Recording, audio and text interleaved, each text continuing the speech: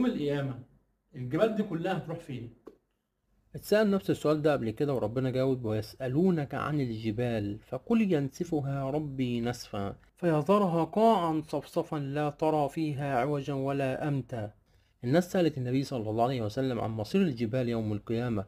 ربنا قال للنبي صلى الله عليه وسلم يرد عليهم: الجبال دي كلها هينسفها ربنا نسفا، لدرجة إن الأرض هتفضل بعدها مستوية مفيهاش ولا طلعة ولا نازلة، قاعا صفصفا، يعني أرض ملساء مش هتشوف فيها انحناءات ولا مرتفعات.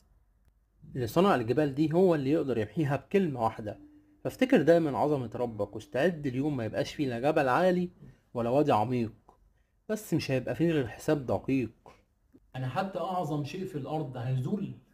أكيد، علشان تتعلم من الثبات الحقيقي في قلبك مش حوالينك. في عز اللحظة اللي بتحس فيها إن كل الأبواب اتقفلت، سورة يونس بتفكرك إن باب ربنا ما بيتقفلش. رجع قلبك خطوة تقربك لربنا.